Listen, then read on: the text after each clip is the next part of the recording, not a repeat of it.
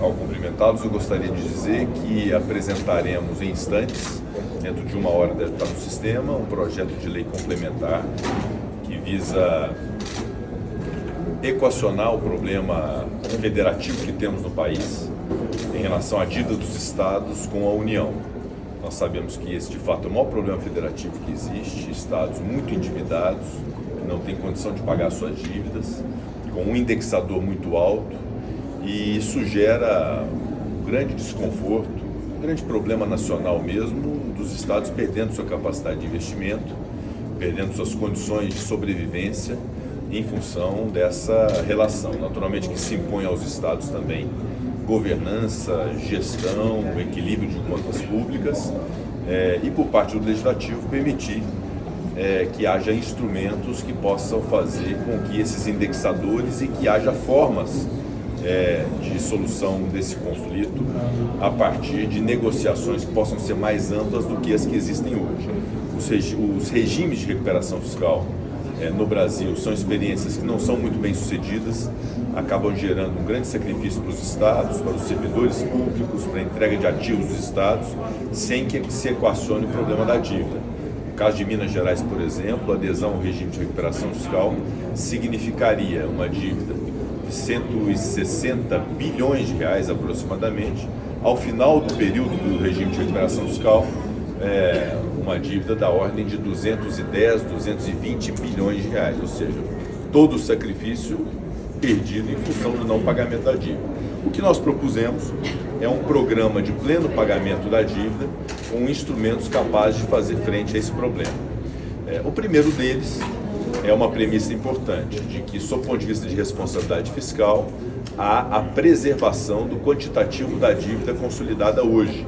A proposta inicial que nós tínhamos de poder fazer um programa equiparado ao refis, que pudesse ter um abatimento sobre o principal e o estoque, acaba não sendo possível em razão de vedações que nós compreendemos e da afetação que isso geraria ao resultado primário da União.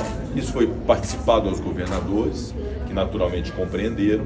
Então há uma premissa inicial de que a dívida consolidada é o ponto de partida da negociação entre União e Estados. O segundo ponto, que era uma pretensão dos governadores, é que se pudesse utilizar o Fundo de Desenvolvimento Regional da Emenda Constitucional 132 da Reforma Tributária como uma antecipação para o pagamento da dívida.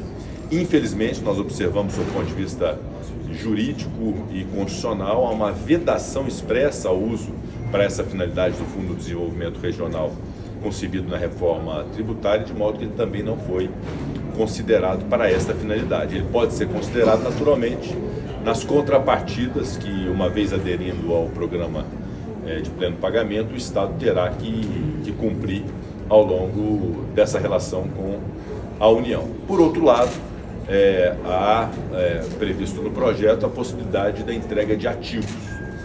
E há aqui a estruturação do projeto, e o eixo principal é isso. Há uma dívida do Estado com a União e o Estado pode fazer o uso de ativos que detenha para o pagamento dessa dívida. E que tipo de ativo? Ativos como recebíveis, de um modo geral, créditos judiciais, participação acionária em empresas que podem ser federalizadas em favor da União, e uma novidade importante, que é a possibilidade de dívidas inscritas em dívida, créditos inscritos em dívida ativa do Estado, poderem ser cedidos também para a União. Há um artigo, inclusive, específico disciplinando essa possibilidade de cessão de créditos que o Estado detenha inscritos em dívida ativa em favor da União, obviamente dependendo do aceite da União. Então, o primeiro eixo do projeto, considerando a premissa de que a dívida consolidada é o ponto de partida da negociação, sem nenhum tipo de deságio de desconto, é a possibilidade do uso de ativos dos estados para o pagamento dessa dívida. O segundo eixo importante do projeto é a mudança do indexador. Hoje há uma previsão de um indexador de uma correção pelo IPCA mais 4% de juros ao ano. Há uma modificação no projeto. E aí também uma premissa muito importante. O Ministério da Fazenda, que obviamente não concordará com todos os pontos, nós buscamos atender a maioria dos pontos que a Fazenda expôs, mas nem todos, Mas há um ponto que é digno de nota e que precisa ser reconhecido, que o Ministério da Fazenda, representando o governo federal nessa discussão, concorda que os 4% de juros sejam revertidos e não há nenhum tipo de reversão para a União em si. E aí há uma proposta, então, desse projeto, essa devidamente alinhada com a União, que é a possibilidade de reversão do pagamento de juros para investimentos no próprio Estado. Então, o que o projeto diz? Que dos 4% de juros, além do IPCA de correção monetária, os 4% de juros, desses 4%, 1% pode ser perdoado se o Estado entregar como pagamento e amortização os seus ativos numa monta de 10% a 20% do valor da dívida, e aí teria um abatimento de 1% sobre o juro do estoque. E se entregar 20% a mais de ativos para o pagamento da dívida, ter um abatimento de 2% desses juros de 4%, ou seja, um abatimento e um perdão mesmo de 50% do valor do juro, e cairia de 4% para 2%. E esses dois remanescentes, 1% podendo ser revertido em investimentos no próprio Estado, especialmente em educação e ensino profissionalizante, mas também em infraestrutura e segurança pública também em investimento e não em custeio, e 1% desses 4% dos juros serem revertidos para um fundo de equalização, também concebido no projeto, em atendimento a todos os estados da federação, não só esses endividados, mas todos os estados da federação, inclusive o Distrito Federal. Aí um ponto importante também, que toda referência no projeto a estados diz respeito também, evidentemente, ao Distrito Federal, que é o preâmbulo, logo no início há essa referência de que toda referência a estados também alcança o Distrito Federal. Desse modo, a configuração dos juros teria uma parte de perdão em função do esforço do Estado de entrega de ativos, outra parte podendo ser usada no próprio Estado como investimento no Estado, ou seja, a União permitindo que aquilo que ela deveria receber, o Estado pode reverter no próprio Estado como investimento, e uma parte desses juros para um fundo de equalização, do qual farão jus todos os estados da federação, independente de serem endividados ou não. Dessa forma, portanto, nós temos uma forma muito justa e muito equilibrada de resolver o problema, garantindo a responsabilidade fiscal de não se afetar o estoque da dívida e o ponto de partida ser esse estoque, mas permitindo que os estados se organizem para o pagamento dessa dívida, com a possibilidade de entrega de ativos dos mais variados e elencados do projeto, e com uma redução muito significativa do indexador, no final das contas a União abrindo mão para si do recebimento destes juros, para que eles possam ser transformados em investimentos no próprio Estado.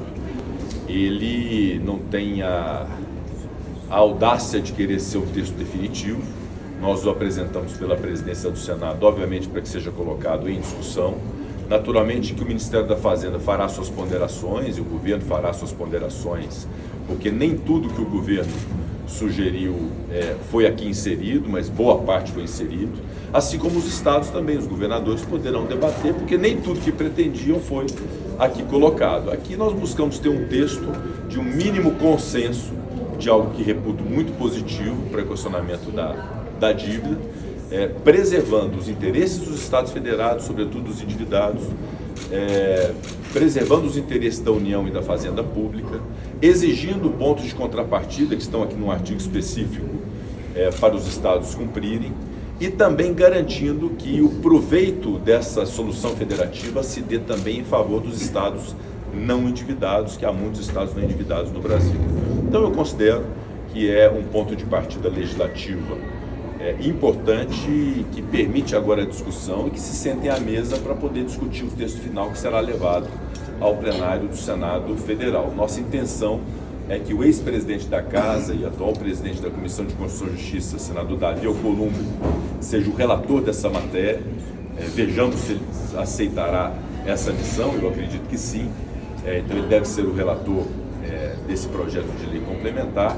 E repito, acho que é um passo muito importante para o Brasil solucionar essa questão federativa, porque da forma como está, com um indexador de IPCA mais 4, sem permitir que os estados deem ativos como pagamento, exigindo adesão a regime de recuperação fiscal completamente sem sustentabilidade, Isso não é solução, isso é postergar o problema. O que nós estamos buscando aqui é dar uma solução efetiva. E naturalmente caberá, a partir de um gesto do governo federal, através de uma lei dessa, de abrir mão do recebimento dos juros, permitindo a correção pelo IPCA e os juros podendo ser revertidos para os próprios estados, caberão, obviamente, aos governadores, às suas administrações, poderem cuidar de compreender que essa é a forma possível e a melhor forma para equacionar definitivamente o problema, e aí deverão, obviamente, demonstrar sua capacidade de gestão, de organização, de governança, de responsabilidade, num programa de fato que, enfim, ataca o cerne do problema, que era esse indexador muito elevado,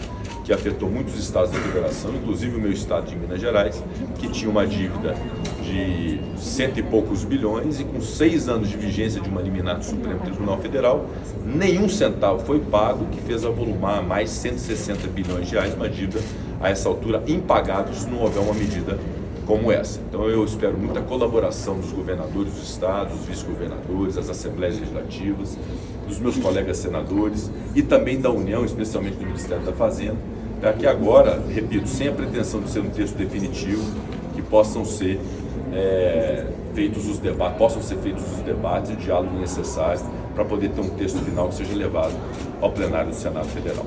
Antes do senhor abrir, presidente, os pontos que a Fazenda sugeriu de travas mais severas nos moldes da recuperação do regime fiscal de recuperação dos estados, que nós optamos o seguinte: a maior consequência do não cumprimento do que está aqui para o estado é ser excluído do programa e voltar a ter um indexador de 4% de juros. Então, obviamente, que o estado vai se esforçar em fazer a entrega de seus ativos e organizar as suas finanças, em estar adimplente com as parcelas do pagamento efetivo da dívida, sem precisar ter outras amarras muito severas. A União tem que compreender que ela tem que dar as diretrizes, que o maior efeito do não cumprimento pelo Estado será a exclusão do programa, que gerará muitos malefícios a ele, e não pode querer o Poder Executivo Federal se imiscuir em questões de gestão dos Estados, porque aí realmente trava e engessa a possibilidade que o Estado tem de poder ter alternativas de investimentos. Então, o governo federal tinha uma pretensão de ser mais severo na aplicação desses investimentos decorrentes do pagamento dos juros do próprio Estado, exigindo um percentual maior para o ensino profissionalizante, por exemplo. Mas há estados que eventualmente podem demonstrar o cumprimento da meta de ensino profissionalizante, podem querer migrar esse recurso para investimentos em infraestrutura ou para investimentos em segurança pública, investimentos em saúde. Então essa maleabilidade para poder ter investimentos, obviamente investimentos mesmo, que não seja um custeio de pessoal, aumento de folha, não é essa a intenção, mas ter realmente essa maior flexibilidade dos estados em investimentos daquilo que cada estado precisa fazer, porque cada estado tem sua peculiaridade, sua necessidade específica. Então é apenas essas variações. No final das contas, o cerne da questão está preservado. A União, que eu reputo num grande gesto federativo, abre mão do recebimento dos juros se o pagamento de parte desses juros serem remetidos para investimentos dos estados. E isso realmente é um grande gesto federativo da União para os estados deverão reconhecer isso, mas os estados, por outro lado, precisam ter uma margem de aplicação desses investimentos dentro da sua própria realidade. Estava em negociação desde novembro, a divergência foi essa? Não, várias divergências. Aí, quando se senta à mesa de interesses divergentes, e é natural que haja divergência entre estados, União, parlamento, municípios, isso é muito normal. Até estados que são endividados e estados que não são endividados. Então, todas as divergências surgiram. Nós buscamos sintetizar aqui e reunir o máximo de convergências possíveis, e aquilo que tiver como divergência pode ser objeto de negociação e pode haver mutabilidade. É possível mudar eventual dispositivo que aqui esteja dentro de uma discussão política sadia que nós vamos inaugurar agora com a apresentação do projeto. Repito, o projeto é um ponto de partida. Agora os senadores participam, os governadores participam, o Ministério da Fazenda participa, num diálogo com o relator da matéria, para que a gente possa ter o máximo de consenso possível. Presidente, qual o trâmite que o senhor está planejando? Programa já de votar antes do recesso? E uma segunda pergunta é se houve também já uma conversa com a Câmara dos Deputados para que esse projeto também tenha uma certa celeridade lá também. Nós vamos, obviamente que na Câmara dos Deputados, começando do final da sua pergunta, as próprias bancadas dos estados estão muito engajadas nisso, a bancada de Minas Gerais, de São Paulo, do Rio Grande do Sul, que passa por uma dificuldade tremenda. Esse projeto acaba sendo muito importante também para o Rio Grande do Sul. Ele não esgota o problema do Rio Grande do Sul, que é muito específico. Outras medidas deverão ser tomadas. Mas ele também é muito importante para o Rio Grande do Sul. Então, no âmbito da Câmara dos Deputados, é um papel de fato da bancada dos estados evoluírem nessa discussão e haver esse debate na Câmara dos Deputados oportunamente. Aqui no Senado Federal, nossa pretensão é passar aos líderes o máximo de consenso possível, a importância desse projeto como uma solução federativa e, eventualmente, levarmos em urgência para o plenário do Senado para que possa ser debatido no plenário do Senado com a participação dos 81 Ainda senadores. hoje? É muito importante, como é uma questão federativa, que o palco do debate seja o plenário do Senado Federal sob a relatoria do habilidoso e competente senador Davi Alcolumbre. Eu espero Ainda muito que a hoje? gente tenha êxito nisso. Ainda hoje, presidente? Ainda hoje? Não, nós vamos apresentar o projeto, obviamente não apresentaremos no plenário hoje, né? Nós vamos ter o tempo de discussão necessário, vamos fazer o esforço o máximo possível para que seja antes do recesso, mas eventualmente, se necessário for passar para agosto, também não tem problema nenhum se for necessário para a maturação. Mas eu espero muito que haja um sentimento geral de uniformidade dentro de uma linha, de que é um projeto estruturante que ataca o eixo do problema da dívida dos estados com a União e que a gente precisa votar. Então eu espero muito essa colaboração dos colegas senadores de todos os estados, porque no final das contas, mesmo os estados não endividados têm que ter a compreensão de que em algum momento podem ter uma dívida com o estado e a redução do indexador de dívida é altamente proveitoso para todos os estados da federação, além do sentimento de solidariedade, do federalismo de cooperação que temos no Brasil, em que os estados cooperam entre si. Então eu acredito muito na evolução desse projeto, inclusive com o aceite do Ministério da Fazenda. Presidente, existe algum... Há um estoque de dívida de mais de 700 bilhões, entre 700 e 800 bilhões de reais, sobretudo dos estados de São Paulo, Minas Gerais, Rio de Janeiro, Rio Grande do Sul e Goiás. Os 4 primeiros, inclusive os maiores estados da federação, são os mais endividados. Então há um estoque de pouco mais de 7 bilhões de reais. Nesse estoque se aplica o IPCA, que é a correção, e se aplica juros de 4%. Então, se desses 4% houver a amortização, o abatimento de parte deles em função da entrega de ativos à vista pelos estados à União como forma de pagamento. E aí é de se reconhecer o grande sacrifício que cada estado faz de entregar suas riquezas, os seus ativos para pagar a sua dívida. É uma demonstração de responsabilidade fiscal e de responsabilidade com o pagamento da dívida. Então, se há um abatimento de parte dos juros e se 1 ou 2%, a depender da situação desses juros, podem ser revertidos para o investimento do Estado, aí cada Estado vai ter sua realidade. Eu te dou o exemplo de Minas Gerais, tem 160 bi de dívida. 1% do juro dessa dívida é 1 bilhão e 600 milhões. E se for revertido em investimento no Estado, a União está abrindo mão de receber esses juros e esse recurso será investido no Estado. Mas é muito importante ter a compreensão também de que esse investimento no Estado como Minas Gerais, como no Estado como São Paulo, Rio Grande do Sul, nos estados de Bahia, Alagoas, são estados que têm dívidas, esses investimentos acabam se refletindo em prol da União também. Tem investimento em estrada, que facilita a logística, investimento em presídio, que melhora a segurança pública e, naturalmente, o ambiente de desenvolvimento daquele estado e do Brasil.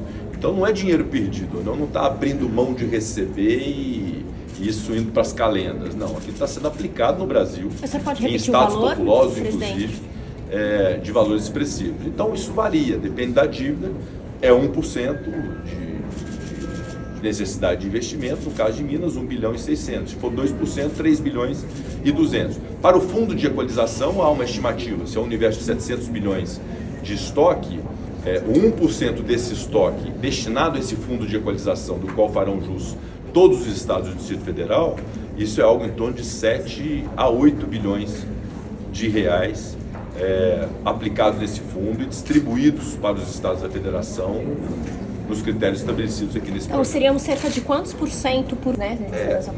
Vamos fazer por ano, né? Então, se são 700 bilhões de estoque, se a União deixa de receber 4%, isso dá, me ajuda na matemática, 28 bi, né? 28 bi ao ano. Só que, na verdade, a União não está recebendo.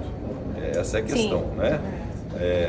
A União finge que recebe, o Estado finge que paga e a dívida vai aumentando. Então, nós estamos dando uma forma de equalização, porque a relação de União com Estados, ela não pode ser uma relação de cunho financista. Não é uma cobrança de juro porque tem que remunerar o capital, nada disso não. É uma relação federativa. Nós estamos, ao invés de falar de juros por União, nós estamos falando de investimento dos estados. Nós estamos permitindo que a União possa receber o principal. No final das contas, isso vai ser muito proveitoso para a União nos próximos meses, se todos os estados aderirem, porque vão pagar o principal da dívida. A parcela, inclusive, na concepção do projeto, a parcela vai aumentar do que os estados devem pagar para a União. Então, é uma forma de equacionamento. Não se pode ter esse raciocínio que a União deixa de receber de juros. Tem que medir que esses juros estão indo para investimentos no próprio Brasil, no próprio país, e que a União passará, num programa dessa natureza, a receber o principal ao longo de 30 anos. É um ponto importante também que nós estamos aqui sugerindo no projeto, que é a permissão de que as dívidas sejam renegociadas em até 30 anos.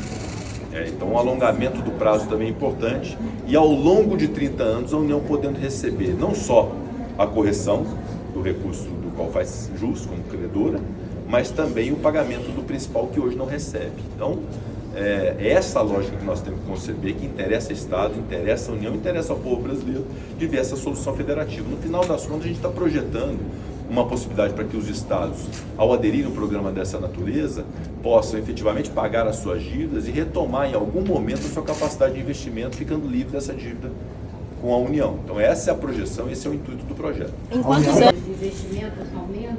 Isso já está previsto no projeto. Há uma delimitação, primeiro conceitual, qualitativa, que é só investimento, isso não pode ser para gasto e custeio, só para investimentos no Estado.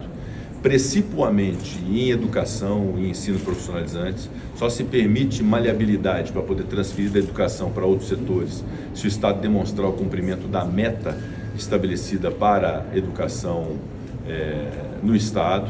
E se não houver também o percentual de 60% em educação e também não cumprir meta, há uma penalidade, que é a obrigação de recolher para o fundo aí, que financia pé de meia, etc. Então, há regras aqui que vocês vão observar, que são regras muito claras, para que o Estado possa também ter a sua responsabilidade e seu comprometimento. Primeiro, investir, só investimentos mesmo, na reversão desses juros, e de forma qualitativa, sobretudo em educação, mas permitindo também infraestrutura, prevenção a acidentes e a catástrofes e segurança pública. E não como custeio, mas investimento em segurança pública, em tecnologia, em estrutura de prédios, em construção de presídios, de delegacias, equipamentos, etc. Presidente, é o seguinte, o projeto... Então, também muito peculiar de Minas Gerais. O projeto tem o objetivo de dar uma solução federativa para todos os estados e dar uma solução também para a União. Obviamente que Minas Gerais está inserido nisso como um estado endividado. E essa situação específica de Minas Gerais é uma obrigatoriedade que se tem no âmbito do Supremo Tribunal Federal, há uma decisão do ministro Cássio Nunes Marques de prorrogação dessa obrigação de recolhimento do serviço da dívida e de adesão ao regime de recuperação fiscal, que naturalmente, com a apresentação do projeto e a evolução no âmbito do Congresso Nacional, é legítimo que o Estado e a própria União, a AGU pode concordar, a União pode concordar, que haja um prazo maior para Minas Gerais para poder se valer de um projeto dessa natureza e equacionar o seu problema da dívida. Então, não é qual é o prazo que se pretendia na prorrogação, mas a AGU foi muito colaborativa com Minas Gerais desde sempre. Assim como o Ministério da Fazenda também foi muito colaborativo com Minas Gerais. E agora eu acho que é uma prorrogação também justificada, porque nós estamos aqui apresentando um projeto para equacionar o problema e o Supremo Tribunal Federal certamente terá essa sensibilidade. Obviamente que cabe também ao governo do Estado ter responsabilidade de pedir ao Supremo Tribunal Federal uma prorrogação dentro da perspectiva de aderir a esse programa. Não pode ser para ganhar tempo para outras funções, outras finalidades que não sejam essa, Então, eu acredito sim que pode haver essa sensibilidade do Supremo e acho, repito, legítimo que o governo faça o pedido e que eventualmente seja recomendável mesmo a participação da AGU concordando. Presidente, Lula, a ideia de federalização de capital acionário de empresas era uma ideia muito bem recebida pelo governo federal. Obviamente vai depender, do ponto de vista qualitativo, de cada caso concreto. No caso de Minas Gerais, há uma empresa que detém, inclusive, uma riqueza muito grande mineral no estado, essa pode ser federalizada. A CEMIG tem uma circunstância mais peculiar, inclusive uma questão constitucional na Constituição do Estado sobre a alienação da CEMIG, há acionistas também que têm interesse nisso. Então, essa é uma discussão que, após o projeto, haverá um prazo em que o governo federal deve sentar com o governo de Minas, com a lei permitindo essa alienação e essa entrega de ativos, aí discutir a negociação de caso a caso, cada caso concreto. Presidente, justamente deixar isso um pouco mais aberto. Bom, a lei sempre remete a um regulamento, né, em algumas situações, mas é muito claro, investimento é investimento, custeio é custeio, basta ter bom senso para identificar o que é um e o que é outro, né? O que a lei recomenda, o que a lei exige, na verdade o projeto de lei exige, é que para se valer do benefício de redução dos juros, o equivalente à parte desses juros que deveriam ser pagos à União, devam ser objeto de investimento no Estado. E aqui há uma disciplina em relação a como é que vai ser a distribuição desses investimentos em educação, em infraestrutura, em segurança pública, em prevenção de acidentes e catástrofes. Então, acho que aí é, obviamente, o bom senso, a juridicidade do tema vai encontrar certamente um caminho para evitar que algo que deva ser objeto de investimento possa ser usado para custeio. Eu sentei com alguns governadores semana passada, com Minas, São Paulo, Rio Grande do Sul, Rio de Janeiro e Goiás. Essa semana recebo governadores do Nordeste, né? A governadora Fátima Bezerra pediu uma audiência. Repito, o projeto é um ponto de partida, são linhas do que nós concebemos como um consenso federativo entre União e Estados, e agora, obviamente, que haverá o debate, e aqui nada é imutável, né? Emendas podem ser apresentadas, sugestões podem ser dadas, e certamente serão muito bem recebidas pelo relator, e ele fará o que é correto, o que é justo e o que é equilibrado para solucionar o problema. E todos vão ter voz, com toda a tranquilidade de todos os estados, endividados ou não, vão ter voz no Senado para poder aqui se manifestarem sobre o projeto. Presidente, só